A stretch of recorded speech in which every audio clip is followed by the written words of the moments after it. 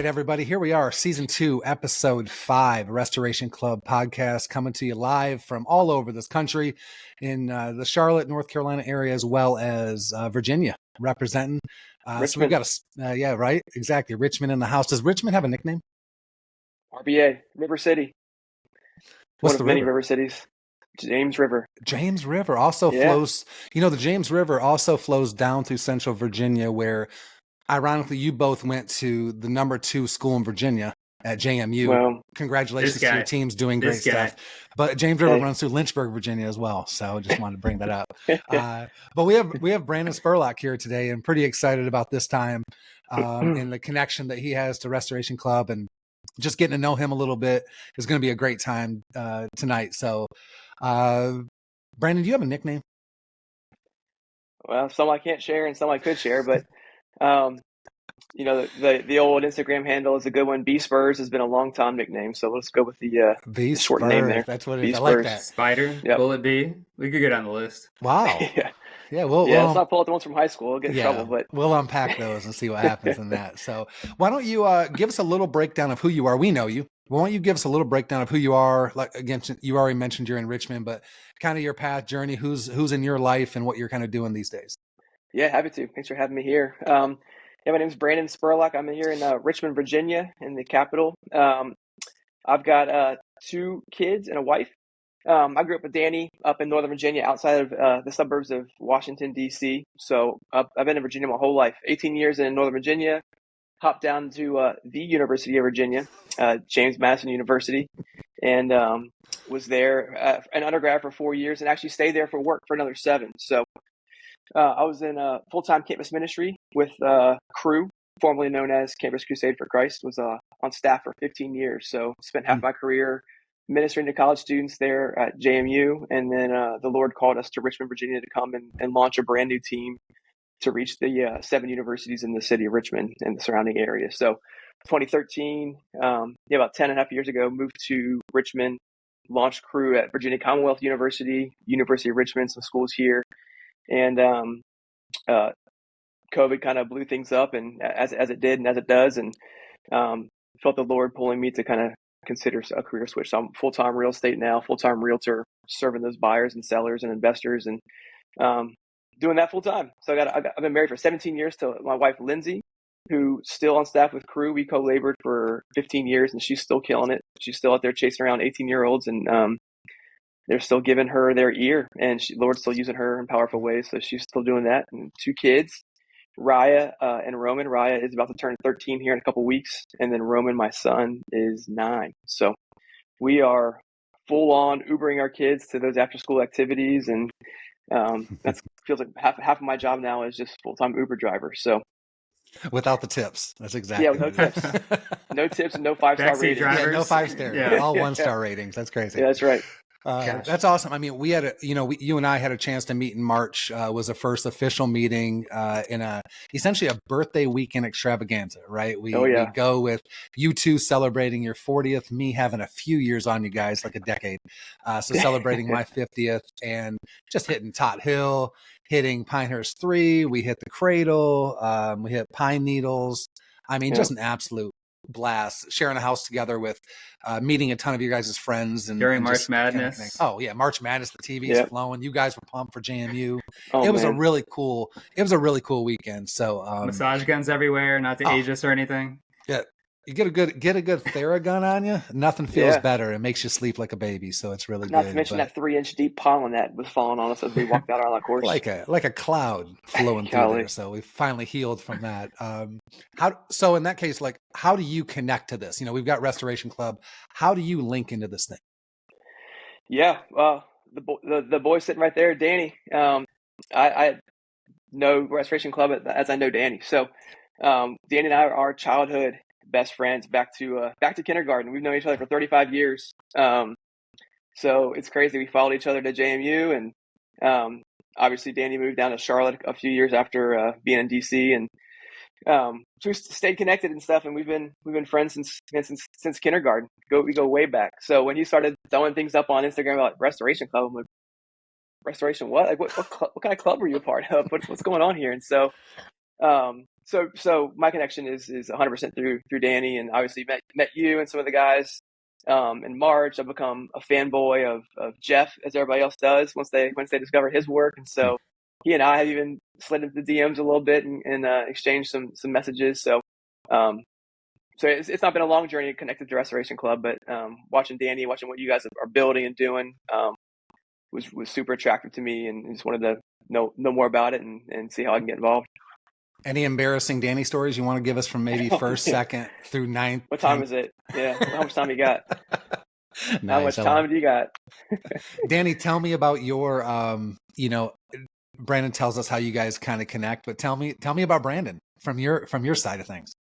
I was going to say, I'll try and fill in some of the gaps here. Yeah, to his point, when he said grew up with Danny, that was putting it pretty lightly, obviously. So no, me and this guy met, if my memory serves me correctly, at like swim lessons. That's how far back it goes. And we also shared the same class, first, second, third grade. I feel like there's not too many people you meet that hold a relationship that long these days. So definitely honored to continue to know him. So yeah, we grew up in the same elementary school. What was hilarious was we grew up as, I guess you could call it, rivals on the baseball field. We played our entire lives through high school and never played on the same team. Played basketball, clearly played a whole lot of golf. We had the, I think he would agree with this, the esteemed privilege of growing up on the Sterling Park golf, swim, and tennis par 3. It doesn't hold a candle to any of the Pinehurst courses, I'll tell you that much. But man, tons of battles out there. Going through high school, going to JMU together. And I'll back it up to even say this. I grew up in a home, that attended church, made my own decision to accept the Lord in high school, but certainly wasn't necessarily living out what that looked like in the day-to-day as a relationship with Christ. Through decisions of kind of straying away, heading into JMU, enjoying all that college life had to offer, including running with this guy. Guy was certainly after me, and I don't want to steal his thunder, but he was after him too. And so I was thankful that was the case. And we almost got to, I don't know, for lack of a better term, kind of almost renew a friendship to a different level as we finished out our college career. And thankfully, I think that's been a huge foundation for what we've been after undergrad, growing families, and really kind of coming full circle. By the time this episode comes out, I assume we will have experienced another beach week together in Myrtle Beach. Yep. And Brandon joined my family. And what I don't want to say is an exclusive crew, but it was going to be rare if somebody dropped out. And so he and his family actually got to join us last summer, and luckily was able to keep him in. So pretty excited about that too. That's awesome. Yeah. Brandon, he mentions God was doing something on you too, talking about through the college space and things like that. Can you give us a little bit of a peel the curtain back on that? Yeah, for sure. I grew up in a home that thought it was a Christian home. Mom had angel knickknacks hanging on the wall, and so we were Christian, right? Because mom believed in angels, and so we grew up in a home that was maybe God fearing, God sympathetic, but certainly not God worshiping. I didn't know anything about Jesus or the gospel. So when I got to JMU, I kind of through high school was just in the Lord's kindness, even though I didn't know him yet, was just kind of sustained me as just a kid who was concerned about school and sports. Just a scholar athlete for the most part, stayed out of trouble, aside from chasing some girls around and stuff. But for the most part, I kept my nose clean because I needed to play sports and to do well in school. And so, that changed though when I got to JMU, and in high school, I knew how to blend in with the jocks and I knew how to blend in with the nerds. And so when JMU happened, and I knew how to blend in with the partiers. Everyone's going out. Let's go out. Let's hit it hard. And so, so I hit that scene real hard my freshman year, and within 14 months of being at JMU, so into my sophomore year, fall semester, I'd gotten caught 3 times drinking underage on or off or near campus at JMU. And so, I was kind of shaking my fist at the heaven. I've got the worst luck in the world. I'm not out here terrorizing the community. I'm a happy drinker and partier.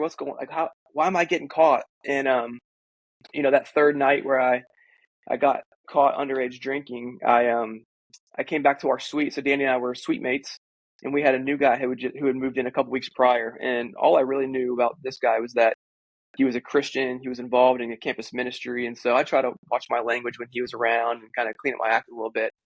And Danny had kind of begun dabbling into the campus ministry stuff, but in some weird ways, it was like, you don't respect your, the same way your kids don't respect you. Like, you've got all the wisdom your kids need, but they don't want to hear it from you. They need to hear it from someone else. I think that was kind of going on with Danny and I. We were best friends since childhood, and he was kind of entering into this Christian thing. And I wasn't quite ready to hear it from him, I don't think. But this new guy came in, and he had a sweet Jeep Wrangler, and he was cool, and I kind of respected him in a certain way. And so when I got caught that third night, I came in and put a Post-it note on his desk, and I said, "Hey, man, I had a terrible night, and would love to talk when you get home."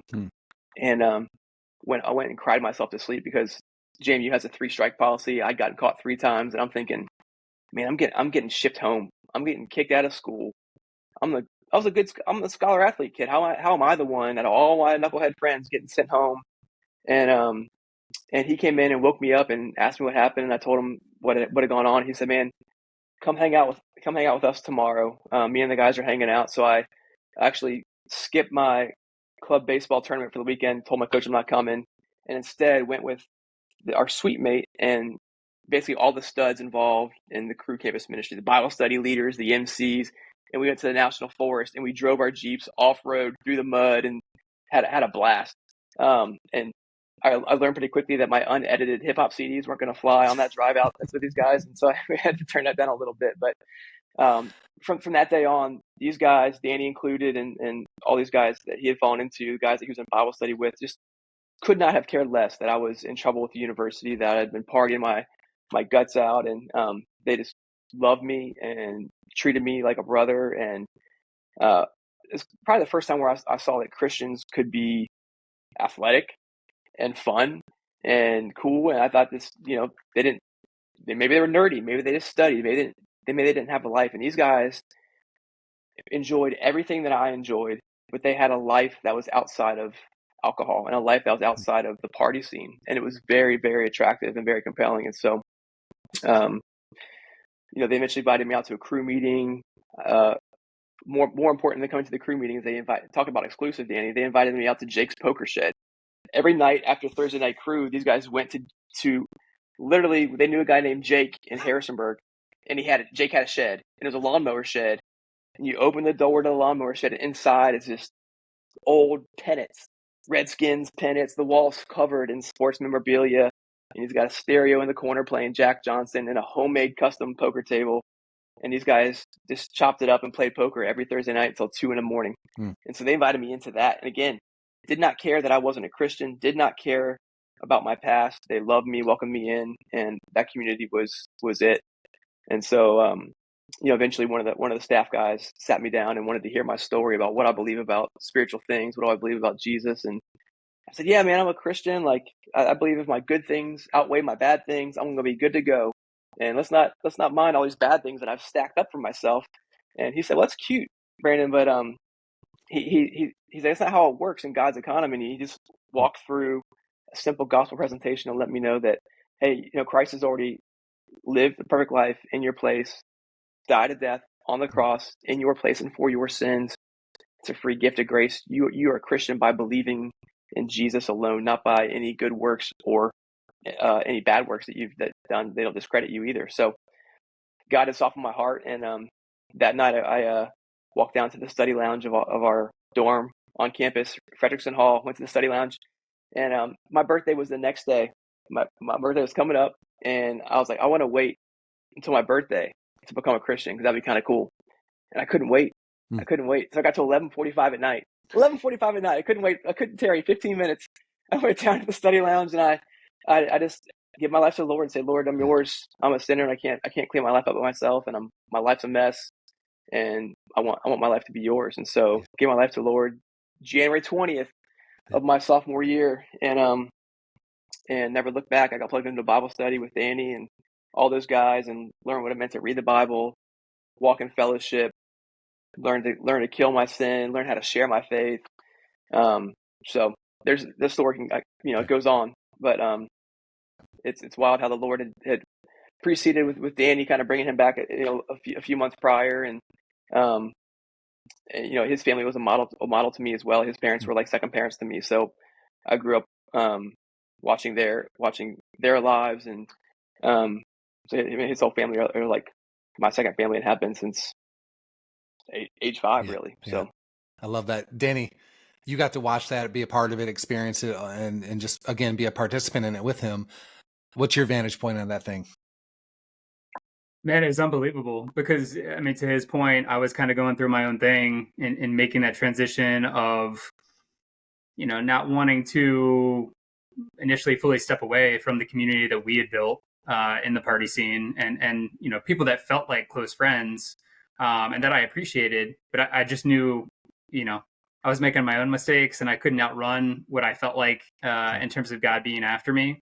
And, in that scenario, when you're as close to someone like this, you want someone to join you in that. You don't want to feel like you're kind of out on an island and kind of pursuing something on your own. So no, it was huge. It was unbelievable that, he got grafted into that community very quickly. That kind of became the core, if you will. And yeah, I mean, I think it's been awesome to see it continue, and then, feel a purpose on, as he said, his career, not only being involved in this community or this ministry, but then also seeing it as a vocation or being called to invest in others. But I think obviously he had a huge testimony to share. And so a reason to reach people at that age group of knowing how impacted you could be, how many different things are pulling at you. It's certainly a pivotal point in terms of determining your identity that we were all kind of seeking out. And I love that he said, maybe didn't want to hear it from me then, but it's probably a hard visual too when someone you're close to is kind of living on the fence. It's like they're in the scene with me somewhat, but not really. They're kind of making a transition. Yeah, they're doing this thing I'm not really too sure about, but it's not 100% leap. So, I appreciate that. I think I was kind of feeling that out myself, and I had to go through some tough things myself to kind of say I'm all in too. And I know that's kind of everybody's testament, right? Is that they have their own story to share. Yeah. I think it's powerful if we pause and even think about this, like Brandon in particular. There may be somebody listening that kind of has been down that same path, or maybe currently in that path, and has been kind of hearing God speak to them and saying this. And it didn't require a great altar moment that some people get the opportunity for, which is great. But you had this in Frederickson Hall. Yeah. This moment 15 minutes before your birthday where you're just like, I can't wait and I need to do this now. So there may be someone listening now that needed to hear that. And so the urge is, if you are out there listening to this thing, just know that these are real stories. This isn't just made up. These are real life-changing things that are possible. And again, our DMs are open, our Discord's open. We'd love to have conversations and keep the party rocking on that. But man, it's Brandon, Danny, both of you guys. It's really cool to hear your coinciding stories, and how the Lord just showed favor upon you too. Number one, He protected you, kept you in school, Brandon. That's great. Kept me in school, yeah. And allowed this whole thing to go forward. And there you are, getting to come back to the ministry in a Paul-esque way, right? Getting to go back to the thing and kind of lead it. So it's beautiful. Yep. I was going to say, I hope he doesn't mind me sharing it, but between him getting his quote unquote third strike and the potential of being, pushed out of school, he had already made that transition. He already made that decision. He was already kind of running with our crew and really invested. And, as is the quote unquote judicial process, even at the college level, it took a while to get to the point of him going before a group that was going to make that decision. Yeah.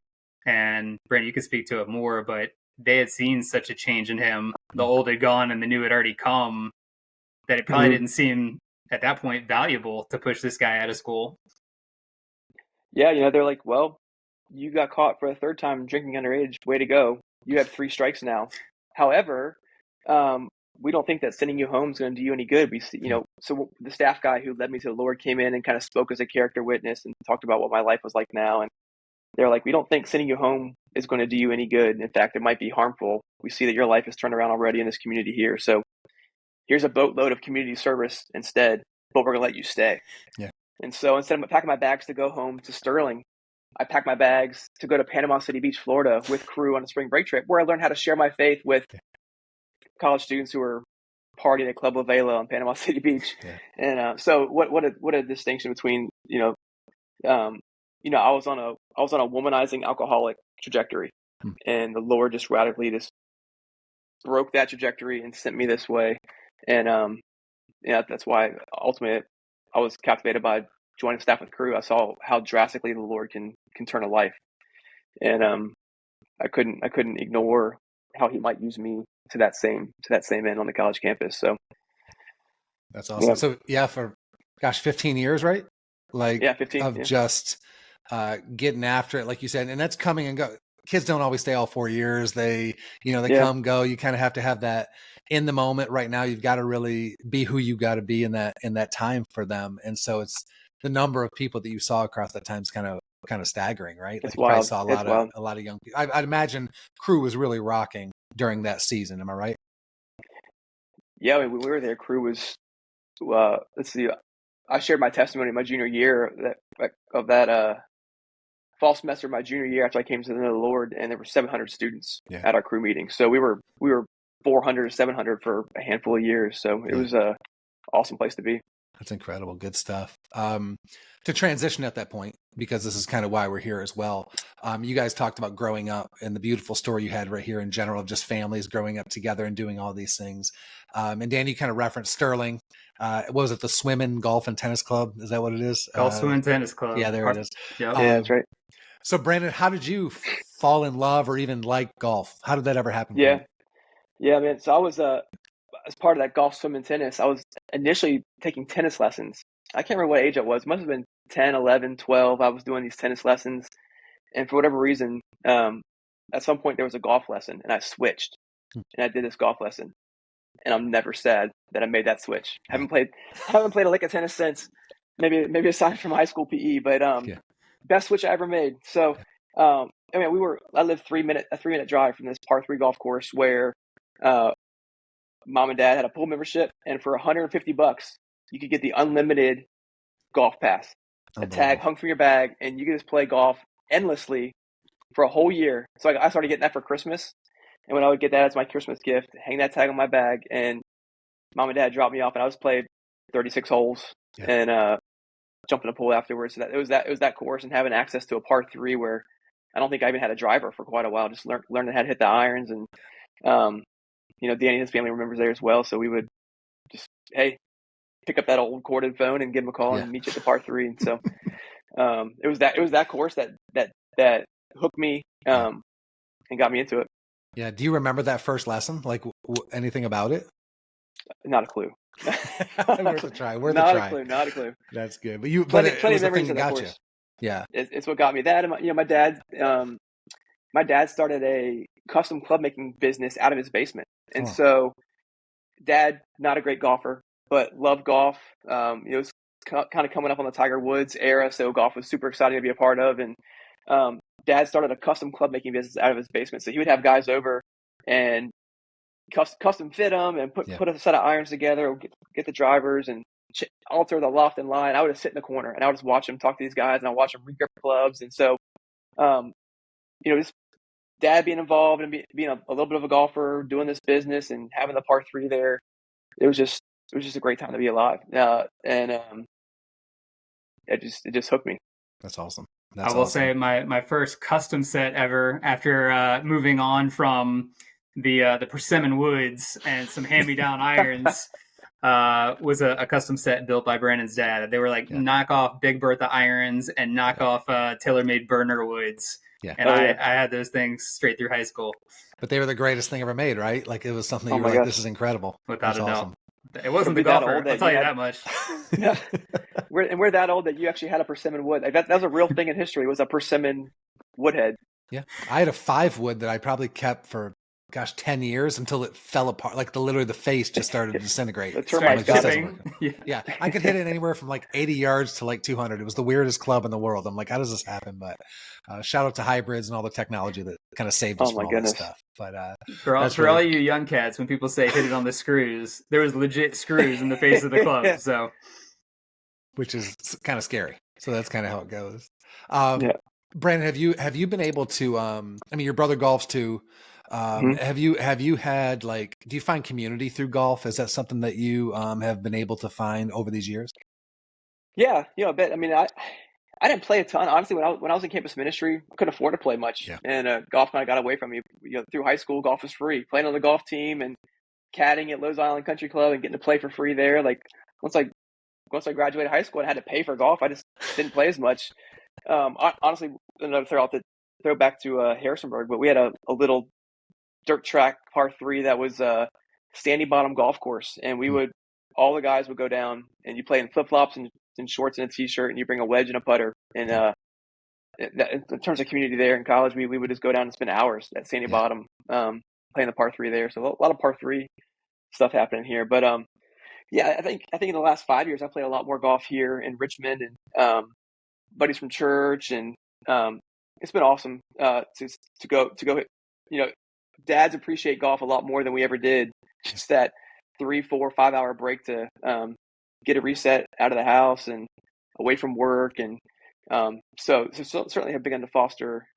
It's actually improved my friendships with some of the guys at church. Is just to go out and guys want to bond over doing something and sit around the fire and have a drink and go golf. Like that's quality time for us. And so it's definitely 2, 3, 4 of my closest friends here in Richmond now are guys that I'm hitting the links with.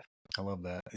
If there are any wives out there listening, he didn't mean 3 hours. It's usually 5 or 6. Wink, wink. No, that was just like a driving range outing for 3 hours. That's just to get to the course. It's a 3-hour drive to the course, and then got all that stuff going on. But it is cool that I think we've all been a part of just walking together along with someone, whether you're in a car or whether you're walking the course, and you kind of just have that dedicated amount of time together that you can use intentionality with, right? Like these are guys you go to church with or we're close friends with, and you can kind of have real, honest, open conversations, because by the time you walk to your drive, you just don't want to be in silence. So you get a chance to really open up and share. And golf kind of disarms, no matter good or bad, it just disarms you. You kind of you're vulnerable because everybody's watching you hit the ball. Like you just stand. It's like standing there naked. I mean, it might as well be laid bare, because guys, what you see is what you get, and this is not pretty. That's a really good point. I love that. I could be wrong, but I'm pretty sure I remember, because I was thinking about this because the U.S. Open just recently happened. The first major I ever went to, I think, was in 1997 at Congressional. When Ernie Els beat Tiger, and I think we were together.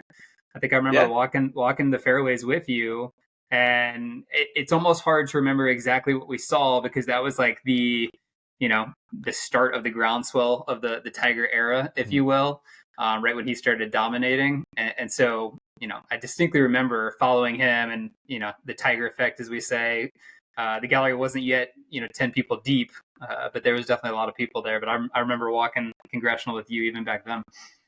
That's wild. I mean, wish you can go back and appreciate it for what it was, because I think as a punk teenager, I had no idea and appreciation for the fact that the U.S. Open was being played 45 minutes from our house, and you could walk, stone's throw from Tiger and Ernie Els, and didn't appreciate it. Wish you can go back and relive that day. That'd be pretty incredible. For sure. That's awesome. Yep. I love that. Brandon, what do you do now? You mentioned ministry before, but what are you into in Richmond now? Yeah, so now I'm a full-time realtor. So I transitioned 3 years ago, and got into real estate investing a little bit while I was still in campus ministry. And when it became clear that it was time to transition out of campus ministry, I figured real estate was. I was already passionate about it. I was already spending my free time learning about it, and decided to jump in. And so the Lord's been super kind. It's gone really well. I've loved it. My whole job is just customer service to buyers and sellers, loving them well, putting out fires, kind of shielding them from all the hard things that could happen in a transaction. So I love it. The schedule is amazing. I get to do things like coach my son at baseball and get to Rise track meets and pick him up from school every day at 3:00. I mean, a lot of dads can't do that. So might have some calls in the evenings and stuff, but I love the flexibility where I get to be a dad who's around, who's engaged, and I'm still have a long way to go to being a dad who's joyful when he's always around. Because sometimes I just want to get to work. I want to get out of the house, but I mean, it's a blessing to be able to have a job where the Lord is providing financially, but also providing a way for me to to be around, to be engaged with the family, and do the things I get to do with them. I don't take that for granted. Yeah, because I don't think everyone gets to be their natural self. And so it sounds like you're in a field, number one, you're really personable, you work hard, those types of things really show up in real estate. So you being able to do those, but also, like you said, the part where you get to come alive by being with your family, like those, for the past 4 years, I've been at home essentially with my 2 little boys who are now 4 and 2, and having that honor that a lot of dads don't get to have that full on time with their children. And I've talked to a lot of dads in the recent days that have said they wish they could go back and have some kind of option to spend more time when their kids were younger in particular, because they kind of missed out on some of the, tantrums are crazy and wild, but to be able to say that I or whoever gets to invest wholly into them in that moment's really cool. So you at 3 o'clock showing up can have an amazing conversation on the ride home because it's just you guys in the car, and you get to kind of unload on it. So that's a beautiful thing, man. I love that. Yeah, love it. I was going to say too, I know I'm speaking for all three of us, but I feel like I'm probably speaking for a lot of dads listening as well. I feel like when we talk about this game, not just appreciating ourselves, but now we have boys in our own families that, my personal hope is to be able to pass that down and to enjoy it with them. And as we know, it can be a lifelong game and an opportunity to continue forming those bonds. There's not too many activities I feel like that are out there that you can appreciate that and kind of pass that on and make that kind of investment. It's a sport that's got such a tie to history. I mean, you can just reach back and know, Dad played and Skippy Pop played, and oh man, Tiger Woods was a golfer, and that was an exciting time. And there used to be persimmon golf. You just kind of like reach back into history and know this course was played 80 years ago. I love basketball. Basketball is a historical sport, but it doesn't quite have the grasp on like heritage that golf has. That's right. That's a really cool thing. Because again, you could, especially now we talk about, we're a restoration club, but as you see golf courses restored to what they were supposed to be, or even in improvements of some of the things, it's really cool to see those things come through, because it was a lost thing. Maybe a Donald Ross course gets lost because people just don't take care of it. Or Tot Hill was what it was before the ownership group comes in and does a renovation that makes the place absolutely pristine. And so those types of things are really beautiful to see. The kind of, like you said, the historical piece can still come back alive, and we can share that with our family, with our friends, with those people that we can walk along on that journey. That's a powerful thing. Yeah. I was kind of losing it when I was saying it, but I think the intention of me bringing that up too was the fact that I agree with both of you and what Brandon said of the game can be kind of not an escape, but a purposeful reason to step away from, our title as dad or husband or from work and things of that nature, and just kind of hit reset and reconnect. But Ryan, I know we've talked about this. We've seen a lot of things recently of people mentioning 80% of your time with your kid is probably going to happen before they're 18 years old. I think that's just something that's striking me right now based on our kids' ages, of just being intentional with that time and finding ways to do those types of activities with them. I will say, I think I've seen shared over thousands of times on the internet, I think it's Padraig Harrington talked about, get your kids out there, get them in a setting where you're not stressed out. They can kind of just be them and do their thing. I haven't yet found that place where I'm not stressed out taking them out. So I need to find a couple more spots where I can just take them out and let them do their thing. I'm a couple years away from my kids getting anywhere near an actual course. Just they're a little bit energetic. And so the golf space isn't ready for that yet, unless we build this par 3 idea and we let people run rampant and do whatever they want with just a wedge. Sandy Bottom will welcome your kids with open arms. You need a Sandy Bottom. In my mind, I thought Sandy Bottom was where SpongeBob lived, but that's not. That's not where he lived, right? It was something Bikini Bottom. Right. That's Bikini Bottom. That's what it is. In my mind, I had it stuck. My bad. I nice pool. Nice pool. Yeah, that's pretty solid. So in that vein of what we're talking about, like Danny, you even talk about like we use the word escape. It is. It's a way to kind of like have an exhale. It's a place to go and kind of like decompress, take out any effort on that little white ball that sometimes eludes us. You want to hit it as hard as you can, and else, dang it, you got away from me. I think that I've noticed that with my wife in particular, she's seen me come back and engage in golf in a way more healthy way now than I did years ago, because before the escape wasn't good. It might have been like maybe drinking a few too many beers or staying gone too long just to stay out of the house, away from the family. But instead I come back like completely recharged. I'm connected to these men that just like, pour into my life, and like I have such a high from it. She almost knows it's almost like a therapy session for me to get away. So she's essentially saying, "Hey, how many wives say, hey, why don't you get away for a while? Why don't you go play? I can tell you probably need some time." And so she recognizes the power in that thing. And I know not everybody has that luxury in this moment, but it's been a really cool thing to see when a spouse in particular sees it work, that it's not just a hobby or an obsession, but more it's something that I'm using to engage like the good parts of me. And I think that God's really revealed some really cool things in a golf cart, walking up to a green, anything. I feel like I've really heard the divine speak in that place, which has been really powerful. So I'd say keep chasing that thing, you know what I mean, in such a good way, and bring the family along. Like it doesn't have to be a excluded dad thing, but it's a really great thing to have it all together too. That's gonna say. Yeah, I mean, you treat it. Go ahead, Danny.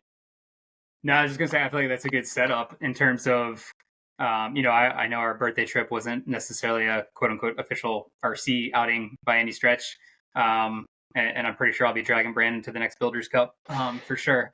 Yes. But yeah, I think that's, again, like I said, a good setup in terms of just reminding ourselves the purpose behind Restoration Club. That yes, we're using the game as the vehicle to usher in community and bring men along and enjoy the game together. But I think all the more reason for us to double down on actually using that time to understand what our struggles are, what we're going through, what we're seeing. To your point, Ryan, I think that's why we do come back recharged, or we may look different than just the terrible score that we shot that day. I think it's because, you know, we're remembering those conversations, we're remembering those moments of kind of sharing life together. Yeah, that's beautiful. I love it. That's good.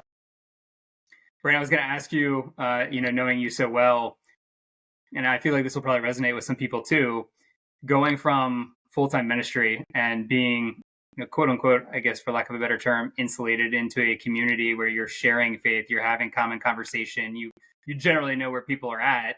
What was that transition like for you going into the marketplace, if you will? And are there things you carry from being in full-time ministry into what you're doing now? Yeah, I mean, you know, as in full-time ministry, my staff team was my community. It was my coworkers, but also my family, and we knew everything. We walked life together and cried together and laughed together, celebrated together. And then you leave that and get into a secular workforce, and you have Christians, but it's like, well, you kind of learn like, Christian doesn't mean the same thing to everybody that I'm passing by. And you know, now when I get, you know, one of the biggest reliefs was to meet somebody on the street, or to meet a neighbor or somebody, and like then ask me what do I do, and I don't have to tell them I'm a professional Christian. And it's like I can finally like get to know somebody and just like be normal and love them and like show them what a Christian looks like, rather than like say it and then have all the presuppositions of what they think I'm going to be like. So I've loved that, like getting to work with clients and just serving them like the Lord. And we, you know, the Lord was kind too. I left this great staff team, and He gave me a real estate team full of believers, where I'm still working with a lot of people who don't know the Lord, but I've got this home base where we meet together once a week and we study the market and we pray together and we pray for our clients. And so it's a beautiful kind of both and, where I've got this home base, and then we go out and love and serve our clients the way that you know, not that Jesus would be a real estate agent, but we love and serve him, love and serve our clients the way that Jesus would, and with humility and with great care. And so honestly, the transition from ministry to real estate was I had to learn the industry, but in terms of I'm continuing to shepherd people and guide people along a process and advise them along in a process. The same way I did in campus ministry, I'm guiding students towards Jesus, and I'm guiding them through the transaction. And it's just been a super fun transition that I've really enjoyed. I feel like we have similar stories to our previous guest, Robin Rosado, who's now a full-time PGA coach. I hope that he would usher me through the process a little more if I get some time with him. Yeah. But I know he came through the cruise circuit and worked his way up through IKEA, and now he's doing his thing in the golf space. We'll have to link you guys at some point. Yeah, I caught his crew reference in the last podcast that he was on. Cool. Kind of like inside jokes, you know what I mean? That's what we're doing. We're just doing little inside things, people paying attention and all that. Hey, Brandon, if people are in the Richmond area, how do they find out about your real estate company or connect with you? Oh man, they can find me on Instagram. I already shouted that out, B Spurs. They can find me there. but I work for a great firm called Providence Hill Real Estate. So we're a three-year-old firm, but it's just here local to Richmond. I don't think it's too cute to call it a boutique real estate firm, but we're kind of that. We're here local to Richmond.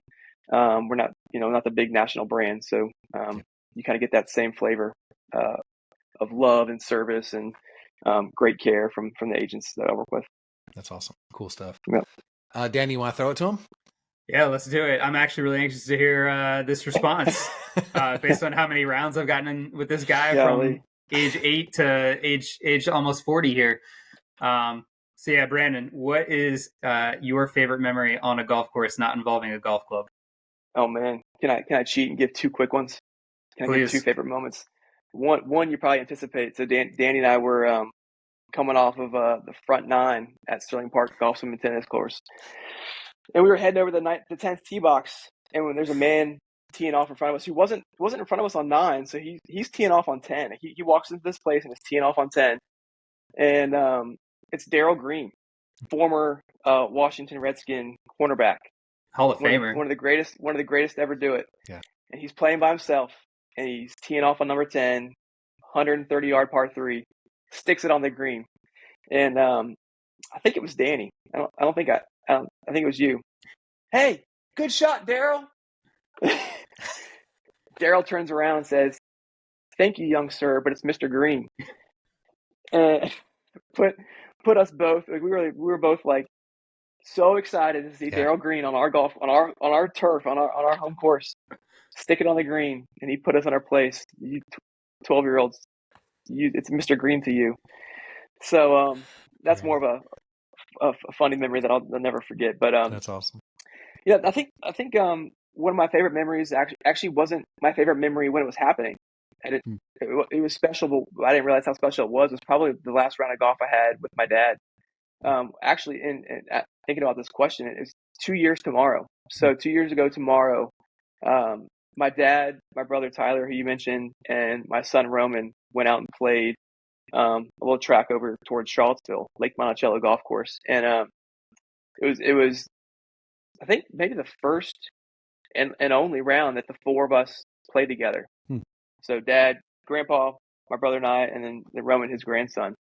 And he was kind of in between bouts of cancer at that point, and we knew that life was a gift and wasn't promised forever. And so that golf outing, we knew it was special. We knew that there was 3 generations of Spurlock men here sharing 18, but it wasn't until he passed away later that December that we have a picture of the 4 of us standing on the green.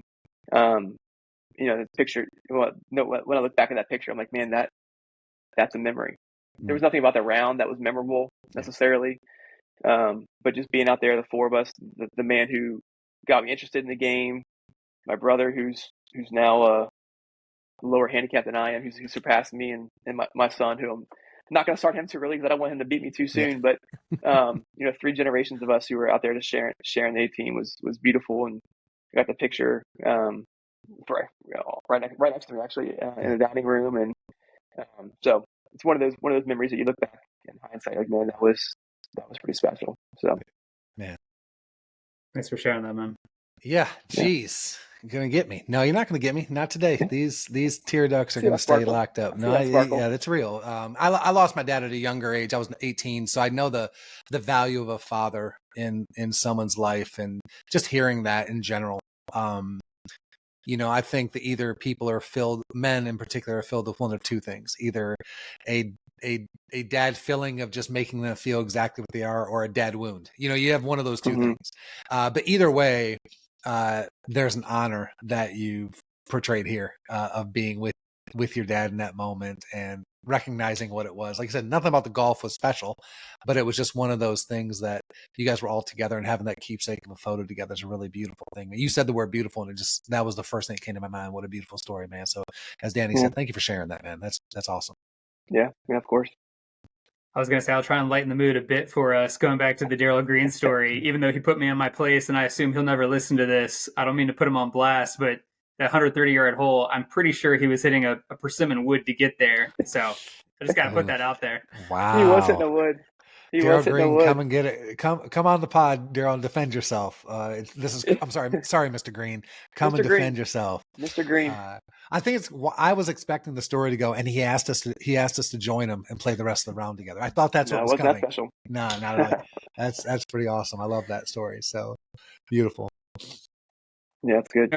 No. I think that anyone listening to this can agree that Brandon, you're a special guy, man. It's you're funny, you're engaging, you're charismatic, but your story is even more powerful than that. I think a lot of people walk down those paths, and I don't know how much you often think about your story, but there are a lot of people who would resonate with that. So you even sharing it in this time, I believe, will hit people in the ears and then immediately hit them in the heart, because whatever the path they're on, I feel like you have a sprinkling across all paths. So it's a really powerful thing, from, being a dad to being employed, being in ministry, being lost, being found, all these different things get to play out. And so we're really thankful that you would even spend moments or minutes with us, sharing that and watching two childhood friends, which is, by the way, crazy, guys. Like, no one knows, like, hardly ever. And I know they're out there. People hear like the outliers, but you guys are the outliers. Like, it's so cool that you guys still vacation together, that you talk on a regular basis, that you guys connect. I think it's such a cool thing here. And who would have thought that when you guys were dinking around on Sterling, that you'd be sitting here on a podcast talking about golf and getting to share the story with the world? It's pretty ridiculous. It's wild. It's really wild. Well, thanks. It's honors all mine to be here. Ryan, it's really funny to know you as well. So thanks for saying that and for having me. Ryan, I got to know. So we're a few days away. We're heading to Myrtle Beach for vacation number 2. This podcast will probably come out afterwards. Ryan, who's your money on, man? We got 3 rounds over the course of the week in Myrtle Beach. And talk to me where you're playing. You've seen me hit some Hauser Rockets down at Pine Needles. I've seen Pine Needles proper, boys. I've seen it happen. Oh my goodness. Neither give me the courses up there. Yeah, where are you guys playing? Have you heard of Long Bay, the Nicholas course? Yep. Long Bay, Sandpiper Bay, and Pine Lakes, the Granddaddy. Oh, Pine Lake. I think you guys it'll be very close. I think, but I feel like Danny's 18 birdies rounds lately. He's been on it, Brandon. Get ready. This kid is dialed. I feel like he's up to something. He's playing a little bit more than normal because I think he knows it's coming. Like, he's warming up. I'm now hoping to find dots. something. I can't find a thing out there. Still waiting for the blind squirrel moment. I think you guys will split on the first 2, Long Bay and I forgot what number 2 was, Sandpiper. But Sandpiper. But going into Pine Lake, it's a tough call, guys. It could be 1-1. That'd be interesting. Yeah, I think going. Yeah, I don't know. I'm a hometown I'm pretty hero. sure I Danny. remember last summer I came out. I feel like it. Last summer I came out firing with an 82 on the first day, and then shot like a 93, 94 the next day. I don't know what I was doing, but that just tells you what's possible. Exactly, guys. It's not about the round. It's just about having a good time. That's all it's about. That will be competition. I'm trying to get there. I'm still trying to learn that hitting the links is not always a competition against myself or against somebody else. Can I actually mature to the level that I can actually just go out and enjoy time with the guys, regardless of how I swing? I'm not there yet, but Lord, bring it. Maturity. It's on the way.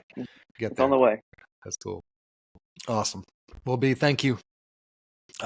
Just for who you are. Thanks for being a great friend to Danny, and just for your being connected to this community and how you kind of just keep navigating, man. You're one of my favorite DM sliders, man. We always have some fun stuff inside there, some funny messages and things like that, having a good time. So it's always a blast. So I was just going to say, while I have both of you, I'll affirm both of you. I think knowing B as long as I've known him, and Ryan, I mean, we go back now over a decade. Yeah, and then even just some of the recent RC guys. I think I'll selfishly say it's God's favor on my life that I have surrounded myself with men like you guys. And I feel like there's been seasons of my life where I can just point back to these guys that I've been surrounded with. And, you know, by no stretch of anything I've ever done, it's pretty fun to just have conversations and know that I'm surrounded by guys like you guys. So thank you. Shout out to the Lord. Shout out to the Lord. That's what it is. Nice. Love it. Thanks for having me, guys. All right, guys. Well, that was season 2, episode 5. Obviously a very special, personal one for me. Loved having my guy B Spurs on, Brandon Spurlock. Yes, sir. Getting to hear his story, getting to relive some moments together. Always fun. If you guys have made it all the way through this podcast and are listening now, there's a good chance he and I have already played another 3 rounds together. Ryan laid down the bet that I'm taking that one. So on the next episode, you'll either hear if that actually happened, or maybe that won't be mentioned at all. We'll see how that goes. We won't talk. But I did find out in the in-between of the interview just now with Brandon that you used to wear him out in ping pong. That's crazy. That's what I'm talking about. Brandon, let us know. Jump in, let us know if that's true. Careful. I think that was a pretty even match too. It was pretty even our whole lives, but love you guys listening. As always, jumping into the Discord channel. Would love to see some more meetups throughout the summer, heading into the fall. Get together. Follow us on Instagram, restoration_club. Definitely follow us on the website, restorationclub.co. Appreciate you guys. Stay tuned for the next one. Ryan, until next time, keep swinging. Keep swinging.